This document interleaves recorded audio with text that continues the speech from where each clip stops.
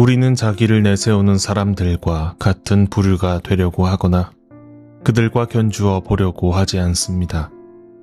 그러나 그들은 자기를 척도로 하여 자기를 재고 자기를 기준으로 하여 자기를 견주어 보고 있으니 어리석기 짝이 없습니다.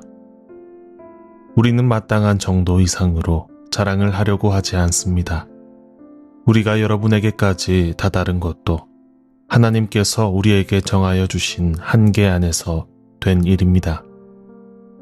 그러므로 우리는 여러분에게로 가지 못할 사람이 아닙니다. 우리가 여러분에게까지 가서 그리스도의 복음을 전한 것은 한계를 벗어나서 행동한 것이 아닙니다. 우리는 주제넘게 다른 사람들이 수고한 일을 가지고 자랑하려는 것이 아닙니다. 다만 바라는 것은 여러분의 믿음이 자람에 따라 우리의 활동 범위가 여러분 가운데서 더 넓게 확장되는 것입니다. 우리는 여러분의 지역을 넘어서 복음을 전하려는 것이요. 남들이 자기네 지역에서 이미 이루어 놓은 일을 가지고 자랑하려는 것이 아닙니다. 자랑하려는 사람은 주님 안에서 자랑해야 합니다. 참으로 인정을 받는 사람은 스스로 자기를 내세우는 사람이 아니라 주님께서 내세워 주시는 사람입니다.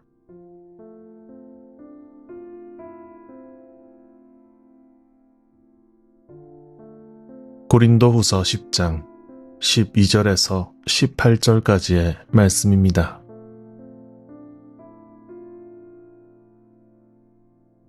김수영의 글을 읽습니다. 그가 교회 뒤편에 자리한 설린 고등학교를 졸업했다니 괜히 동네 사람의 글을 읽는 듯하여 낯설은 친밀감을 느끼곤 합니다. 가만 그의 삶을 살펴보니 참 힘든 삶을 살았습니다. 일제강점기에 집안이 몰락하고서 거듭 낙하하는 듯한 삶이었습니다. 해방 이후 서울의 점령군인 북한군에 붙들려서 의용군으로 징집당하고 탈출 이후에는 거제에 자리한 포로 수용소로 압송되었다고 하지요.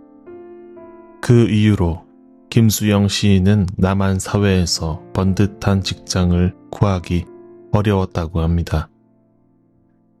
전후에 한국 사회에서 풍요로운 이가 얼마나 되었겠느냐마는 빨갱이란 베일이 씌워졌을 김수영 시인의 처지는 더욱 빈곤했을 것입니다. 필히 하루 먹고 하루 사는 것이 처절했을 사람, 현실이 더욱 치열했던 사람이었겠습니다. 이것은 그의 시 곳곳에서도 드러나는 그의 현실이었습니다. 그런즉 그의 시를 읽는 동안 유독 한 문장이 눈에 밟힙니다. 그의 시 구름의 파수병의 첫 문장을 읽어드립니다. 만약에 나라는 사람을 유심히 들여다본다고 하자. 그러면 나는 내가 시와는 반역된 생활을 하고 있다는 것을 알 것이다. 가난하면서도 시를 써내리던 누구보다 시 같았던 이가 고백하길 시에 거스르는 삶을 살았답니다. 무엇을 말하는 사람인지 아는 사람이 오히려 제 삶이 그 말에 미치지 못한다는 것을 발견했다는 고백은 참 이상하지 않겠습니까? 그러므로 그의 자기 성찰적인 시 앞에서 사뭇 묻게 됩니다. 그렇다면 나는 그리스도에 반역된 삶을 살지는 않은가 하고요. 우리는 그리스도에 반역된 삶을 살지는 않는가 하고요. 오늘의 성서일과 세 본문을 관통하는 두 주제어가 있다면 하나님과 교만이라고 할 수 있겠습니다. 시편 138편에서 시인은 크고 높으신 하나님을 찬양합니다. 왜냐하면 하나님께서는 높이시고 응답하시며 북돋우시는 분이시고 고난의 길을 걸을 힘을 주시고 구원하시며 인자하심이 영원한 분이기 때문입니다. 그 하나님의 구원과 인자하심은 그가 지으신 모든 것을 품습니다.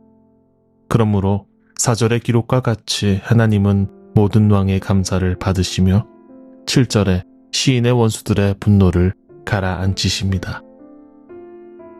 시인은 이를 가리켜 주님은 주님의 이름과 말씀을 온갖 것보다 더 높이셨다고 고백하지요. 따라서 시인의 시 안에서 하나님의 대척점에 서 있는 것은 하나님보다 높은 것을 자처하는 존재라고 할 수 있겠습니다. 시편 138편 1절에 기록된 다른 신들입니다. 멀리서도 보이는 오만한 이입니다. 이어지는 성서 일과 본문 에스겔서 31장에는 오만한 자를 향한 하나님의 경고가 기록됩니다. 에스겔서 31장 18절 말씀입니다. 에덴의 나무들 가운데서 어떤 나무가 너처럼 화려하고 컸더냐? 그러나 너도 이제는 에덴의 나무들과 함께 수올로 끌려가서 할례받지 못한 사람들 가운데 섞여 칼에 찔려 죽은 사람들과 함께 누울 것이다.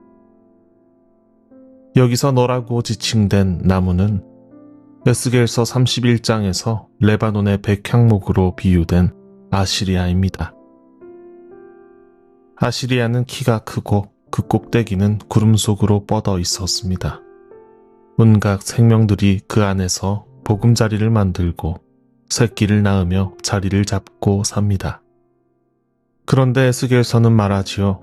그 나무가 가지가 많고 아름다우며 크게 자랐던 것은 나무가 잘 나서가 대단해서가 아니라 단지 물 많은 곳에 뿌리를 내렸기 때문이라고요. 오로지 대지의 피조세계의 은혜에 빌어서 커다랗게 자랄 수 있던 것이었습니다.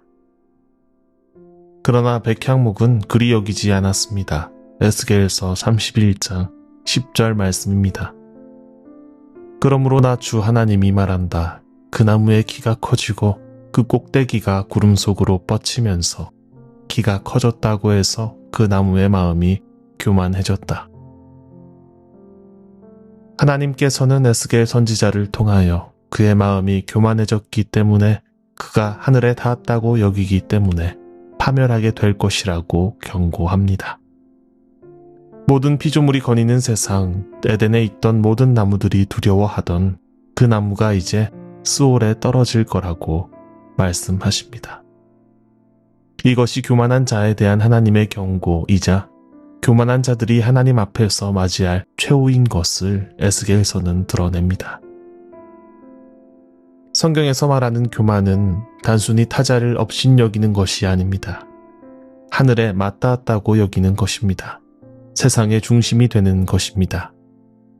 그리하여 자기를 척도로 자기를 재고 자신을 기준으로 자신을 견주며 스스로 설정한 폐쇄된 세계 속에서 절대가 되는 것입니다. 그러므로 사도 바울은 본문에서 그 행위에 대하여 다음과 같이 설명하지 않겠습니까? 고린도후서 10장 12절 말씀입니다. 우리는 자기를 내세우는 사람들과 같은 부류가 되려고 하거나 그들과 견주어 보려고 하지 않습니다. 그러나 그들은 자기를 척도로 하여 자기를 재고 자기를 기준으로 하여 자기를 견주어 보고 있으니 어리석기 짝이 없습니다. 초대교회 시대에 사도 바울이 예수의 가르침을 전하는 동안 많은 교사들이 고린도 교회에 왔습니다. 뛰어난 수사학적 기술을 사용하고 대단한 웅변술이 있으며 다른 이들로부터 추천서를 받은 카리스마 있던 사람들입니다. 그러나 그들은 교회의 질서를 어지럽힙니다. 예수의 가르침을 불경하게 합니다. 그것은 그리스도의 가르침과 무관한 자랑이기 때문입니다. 이처럼 성경은 교만이 하나님을 부인하는 불신앙뿐만 아니라 하나님의 이름을 부르는 예배에 참여하면서도 자신을 넓히고 자신을 의지하는 동안에 작동한다고 가르칩니다. 그런즉 우리는 사도 바울의 대적자들에 비추어 한 가지 중대한 것을 알게 됩니다. 바로 그들과 같이 그리스도인을 자처하는 사람이야말로 교만으로부터 자유롭지 못한 사람이라는 사실입니다. 오늘도 현실은 치열할 것입니다. 어떻게 살아야 할까? 무엇을 따라 살아야 할까? 어떤 선택을 해야 할까 하고 오늘이 숙제 같은 우리가 아니겠습니까? 선택을 긍정하려 가치관에 확신을 가지려 끊임없이 결정을 연단하고 후회를 경계하는 우리가 아니겠습니까? 그리 완벽한 답을 담은 신념을 고집스레 세우는 세상의 중심이 되는 우리가 아니겠습니까? 그리하여 타자의 소리는 듣지 않고 나의 경험에 빗대어 판단하는 우리가 아니겠습니까? 때로는 하늘에 계신 하나님이 나를 이끄시니 이 선택이 하늘에 맞닿았노라고 긍정도 해보는 우리가 아니겠습니까? 그러나 아닙니다. 그렇지 않습니다. 우리 그리스도인들은 하늘에 맞닿은 사람들이 아니라 다만 하늘이 내려왔음을 고백하는 사람이라는 것을 우리는 기억해야만 합니다. 하늘을 소유하지 말고 하늘을 지켜 바라보아야 합니다. 김수영 시인의 시 구름의 파수병 마지막 연을 읽어드립니다. 나는 지금 산정에 있다. 시를 반역한 죄로 이 메마른 산정에서 오랫동안 꿈도 없이 바라보아야 할 구름. 그리고 그 구름의 파수병인 나. 청바의 교우 여러분, 낮은 자를 굽어보시며 멀리서도 오만한 자를 알아보신다는 시편의 노래를 곱씹으며 자기를 높이는 사람은 낮아지고 자기를 낮추는 사람이 높아질 것이다 하셨던 예수의 한 말씀을 기억합시다. 우리 생에 길게 뻗은 가지는 살게 하는 물줄기로부터 비롯되었음을 인정합시다. 이제껏 이어온 나의 노력과 나의 확신과 나의 고민이 무가치하지 않은 것은 하나님의 은혜 안에서 가능했던 일인 것을 시인합시다. 하늘에 닿지 말고 하늘을 바라보는 이로 사는, 구름이 되지 말고 구름의 파수병으로 사는, 오로지 우리를 의미 있게 하시는 내려오신 하늘 안에서 이 하루를 추동하고 자랑하는 저와 여러분이 되기를 소망합니다.